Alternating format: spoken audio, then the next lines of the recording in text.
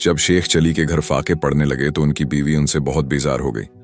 अपने मेके से मांग मांग कर कब तक खुलाती।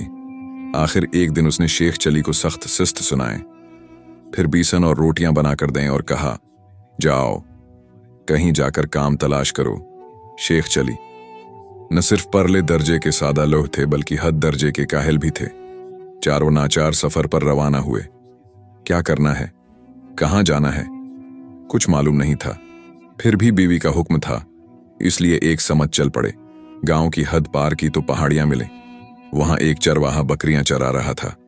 शेख चली चलते चलते थक गए थे। इसके पास जाकर बैठ गए और पूछा, क्यों भाई चरवाहे, क्या कर रहे हो? चरवाहा बोला, बस शेख साहब, बकरियां चरा रहे हैं। शेख चली ने पूछा, कुछ पैसे वगैरह मिलते हैं या बस यूं नहीं?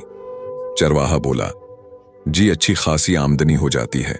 हर बकरी का 1 रुपया मिलता है। 40-50 रुपए महीने के बन जाते हैं। काम भी आसान और आराम भी। शेख चली ने फौरन कहा, भाई हमें भी ये काम सिखा दो, हम भी ये काम करेंगे। चरवाहे ने कहा, ठीक है, तो इन बकरियों को लेकर आप जरा आगे की पहाड़ियों पर ले जाएं और चरा कर वापस लाएं। शेख चली चंद बकरियों को हाँकते हुए पहाड़ियों पर चढ़ गए। बकरियां कभी इधर भागते कभी उधर।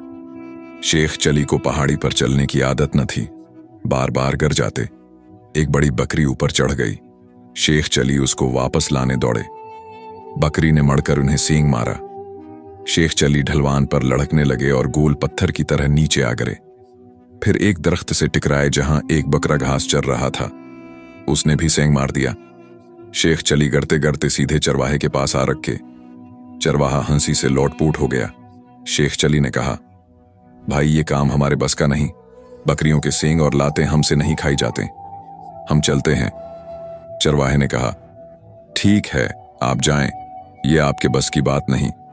शेख चली आगे बढ़े और जंगल में दाखिल हुए। चारों तरफ दरख्त और ठंडी हुआ। मौसम बड़ा खुशगवार था। अचानक भूख लग गई।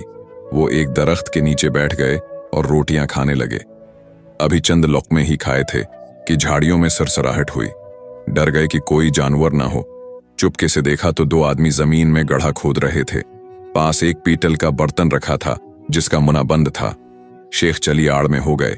दोनों ने गड्ढा खोद कर बर्तन दफन किया और ऊपर पत्थर रखकर चल दिए। जल्दी में फावड़ा वहीं रह गया। शेख चली ने फावड़े से गड्ढा खोदा और बर्तन निकाला। खोलकर देखा तो आंखें फटी की फटी रह गईं। अंदर सोने चांदी के ज़ेवरात भरे थे। वो खुशी खुशी घर की तरफ रवाना हुए। रास्ते में फिर चरवाहा मिला। उसने गुगरा देखकर कहा, अरे शेख जी, ये कहां से मिला? शेख चली ने फख्र से कहा, भाई अब हमें मेहनत की जरूरत नहीं, जंगल में खजाना मिल गया है। चरवाहे को लालच आया, बोला, आप ही गांव मत ले जाओ, वहां तलाशी हो रही है। अगर ये ज़ेवरात तुम्हारे घर निकल आए तो सीधे जेल में जाओगे। शेख चली घबरा गए। तो फिर क्या करूं? चरवाहा बोला, करीब एक कनवा है, इसमें छिपा देते हैं, बाद में निकाल लेना। शेख चली मान गए। कनवे पर पहुंचे, गगरा मंडेर पर रखा और झांकने लगे। चरवाहे ने उनकी टांगे पकड़कर धक्का दे दिया। शेख चली अंदर जा गिरे। पानी कम था। वो खड़े हो गए और चलाने लगे। बचाओ, मेरा माल चरवाहा ले गया। कुछ देर बाद वही 2 आदमी वहां आए जिन्होंने खजाना दफन किया था। उन्होंने शेख चली को निकाला। शेख चली ने फौरन इकरार किया, भाइयों, वो खजाना मैंने निकाला था, चरवाहा मुझसे छीन कर भाग गया। उन्होंने शेख चली को खूब मारा और दरख्त से उल्टा लटका दिया। कुछ देर बाद सिपाही आए और उन्हें आजाद किया। शेख चली ने सारी बात सुनाई। सिपाही नदी की तरफ गए जहां चरवाहे और वही चोर खजाने पर झगड़ रहे थे। उसी दौरान बर्तन नदी में गिर गया और बह गया। सिपाही न खजाना पा सके न चोर। अल्टा चरवाहे और शेख चली को गिरफ्तार करके राजा के दरबार में ले गए। राजा ने हुक्म दिया कि दोनों के सर मूंड कर मुना पर कालिक लगाई जाए और गुद्धे पर बैठाकर गांव में घमाया जाए ताकि अबरत हो। दिन भर रसवाई के बाद शाम को छोड़ दिया गया।